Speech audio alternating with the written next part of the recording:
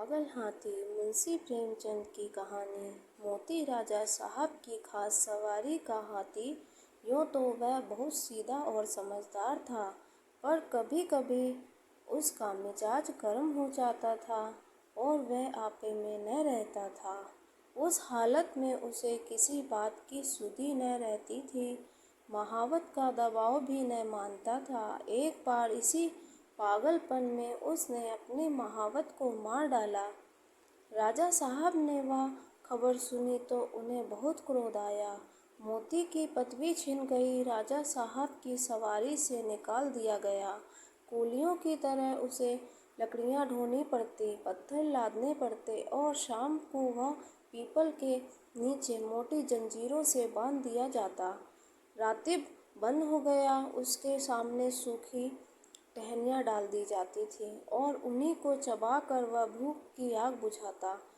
जब वह अपनी इस दशा को अपनी पहली दशा से मिलाता तो वह बहुत चंचल हो जाता। वह सोचता, कहाँ मैं राजा का सबसे प्यारा हाथी था और कहाँ आज मामूली मजदूर हूँ। यह सोचकर जोर जोर से चिंगाड़ता और उछलता। आखिर एक दिन उसे इतना जोश आया कि उसने लोहे की जंजीरें तोड़ डाली और जंगल की तरफ भागा। थोड़ी ही दूर पर एक नदी थी। मोती पहले उस नदी में जाकर खूब नहाया, तब वहाँ से जंगल की ओर चला।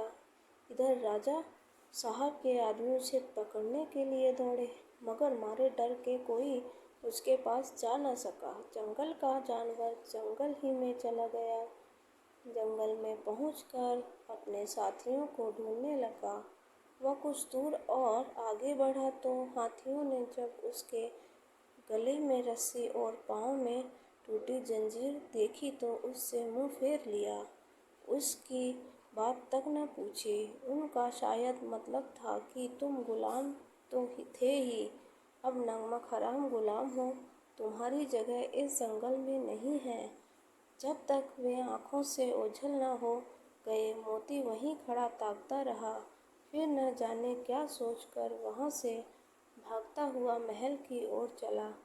वह रास्ते ही में था कि उसने देखा कि राजा साहब शिकारियों के साथ घोड़े पर चले आ रहे हैं। वह फौरन एक बड़ी चट्टान की आड़ में छिप गया। धूप तेज थी। राजा साहब जरा दम लेने को घोड़े से उतरे। अचानक मोती आड़ से निकल पड़ा और गरजता हुआ राजा साहब की ओर दौड़ा।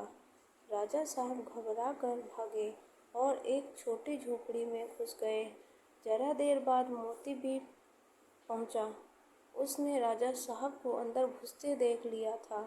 पहले तो उसने अपनी सूंड से ऊपर का छप्पर गिरा दिया, फिर उसे पैरों से रौंद कर चूर चूर कर डाला।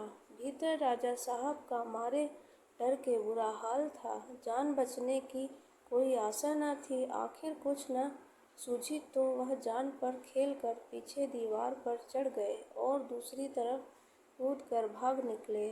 मोती द्वार पर खड़ा छप्पर रौंद रहा था और सोच रहा था कि दीवार कैसे गिराऊं। आखिर उसने धक्का देकर दीवार गिरा दी। मिट्टी की दीवार पागल हाथी का धक्का क्या सहती।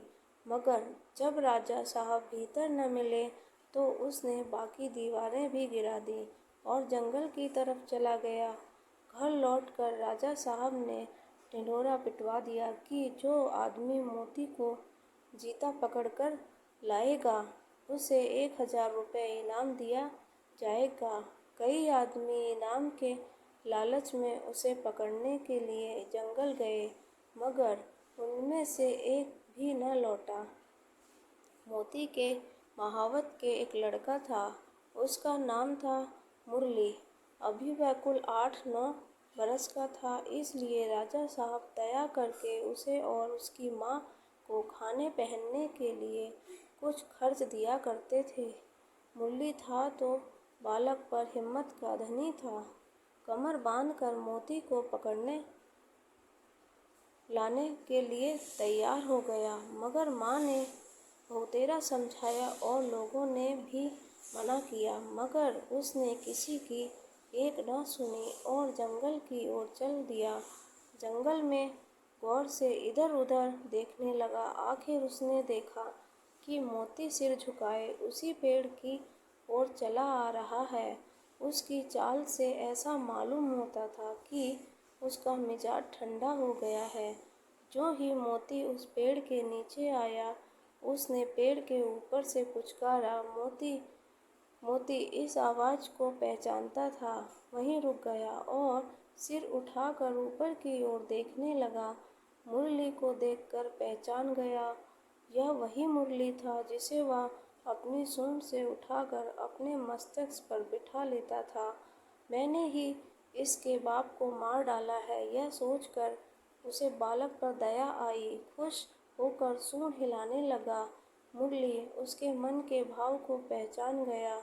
वह पेड़ से नीचे उतरा और उसकी सूंड को थपकियां देने लगा। फिर उसे बैठने का इशारा किया। मोती बैठा नहीं। मुरली को अपनी सूंड से उठाकर पहले ही की तरह अपने मस्तिष्क पर बिठा लिया और राजमहल की ओर चला। मुरली जब मोती को लिए हुए राजमहल के द्वार पर पहुंचा तो सबने दांतों उंगली दबाई। फिर भी किसी की हिम्मत न होती थी कि मोती के पास जाए। मुरली ने चिल्लाकर कहा, डरो मत, मोती बिल्कुल सीधा हो गया है, अब वह किसी से न बोलेगा।